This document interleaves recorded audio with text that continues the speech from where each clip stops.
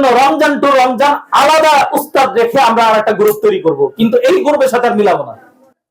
এই গ্রুপের এই জানুয়ারি থেকে আবার পরে ডিসেম্বর পর্যন্ত 1 বছর তাদের কি থাকবে, পড়ালেখার হিসাব থাকবে, রুটিন থাকবে, পড়ার মান যাচাই হবে।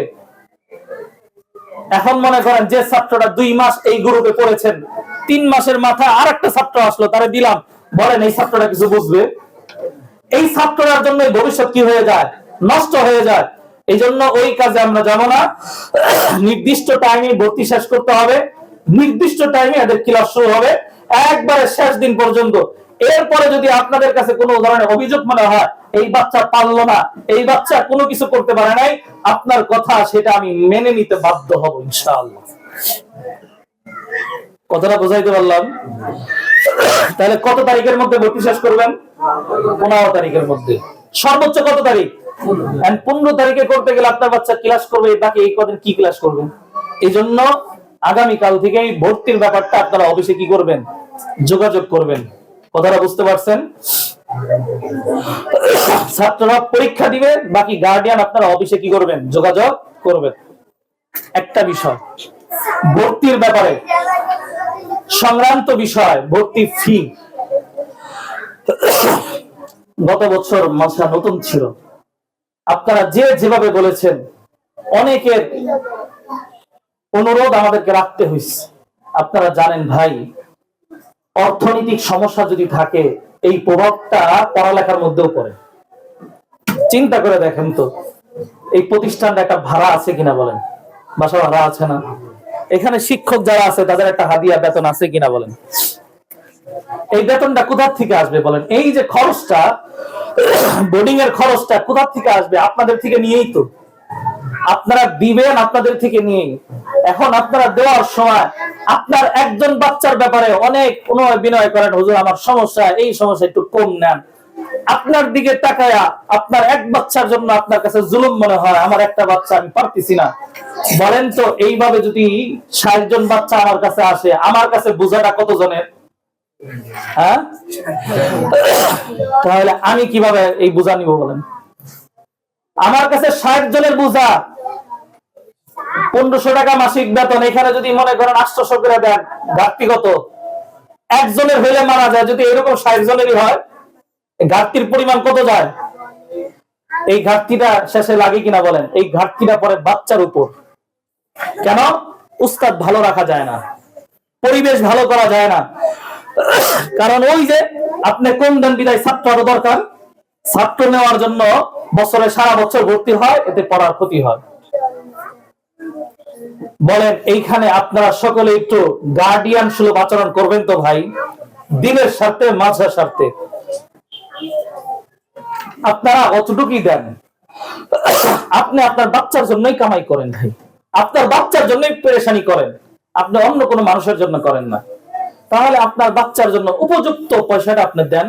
আপনার বাচ্চাকে ওই গরিব মানুষের জাকাতের টাকা খাওয়ানো, বড় লোকদের জাকাতের টাকা, দানের টাকা, এগুলো কেন আপনি খাওয়াবেন বলেন?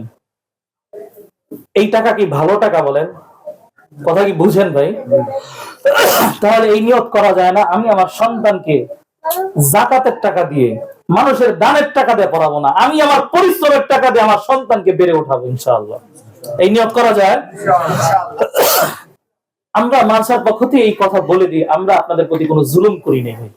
বলেন তো, আপনারা বুকে হাত দিয়ে বলেন, যে যা বলেছেন এর বাহিরে আমার পক্ষ থেকে একটা কথাও গেছে যে এরপরেও এটা করেন? বরঞ্চ আপনারা যা বলেছেন, অনেক গার্ডিয়ানকে আমি এমনও বলেছি, আপনিই বলেন আপনি কত দিবেন, আমি আমারটা সবাই দিইনি। এরপরও আপনাদের টাকাগুলো বাকি থাকে, যে চাপটা অর্থনৈতিক ভাবে আমরা বহন করতে হয়, যেটা আমাদের কাছে পেরেশানি হয়, ওই টাকার ঘাটতিটা ঘুষান আয়োজন করার জন্য বাহিরের পেরেশানি করতে হয়, যে পেরেশানির প্রভাবটা আপনার বাচ্চার উপর যায় পড়ে। তাহলে আমরা কোনটা চাই? যে অর্থনৈতিক যে শক্তি, চালিকা শক্তিটা আমরা আমাদের জায়গা থেকে মানসার অফিসকে আমরা শক্তিশালী করবো ইনশাআল্লাহ। একটু কষ্ট হইলো, এটা মেনে নিব ইনশাআল্লাহ। এই বাচ্চারা চুপ করা একটু সময়। আমরা এবছর ভর্তি ফি নির্ধারণ করেছি। অনেক প্রতিষ্ঠানের সাথে আপনারা যোগাযোগ আছে, ঘুরেন, এক এক প্রতিষ্ঠানের ভর্তি ফি এক এক রকম হয়। আমরা আমাদের ভর্তি ফি 2025 সালের ভর্তি ফি নির্ধারণ করা হয়েছে 2500 টাকা নতুন ছাত্রদের জন্য। যারা নতুন ছাত্র আসবেন তাদের ভর্তি ফি কত?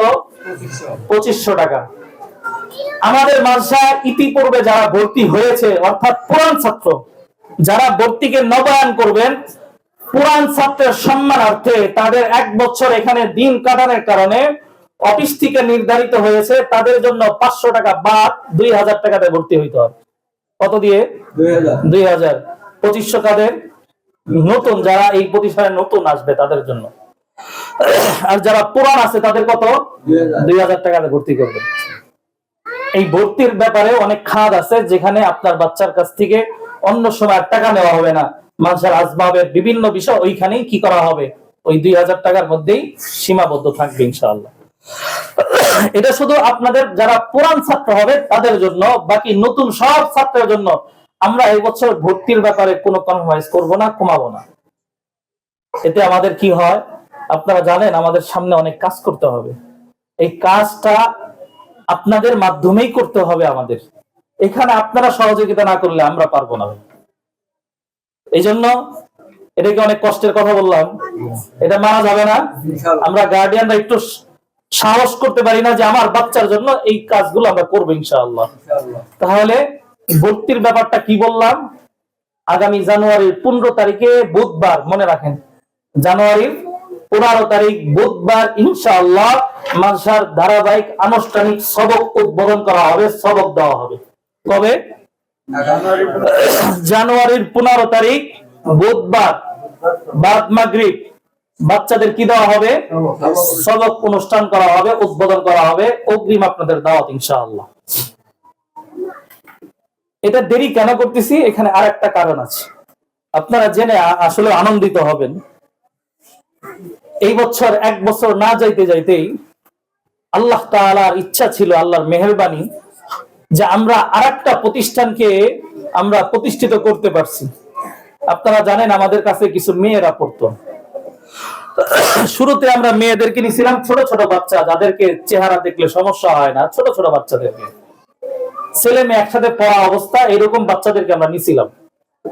কিন্তু বছর ঘুরতে ঘুরতে দেখি অনেক বাচ্চা আসছে, মেয়ে আসছে যারা আসলে একসাথে সহ ক্লাস করার মতো উপযুক্ত নয়।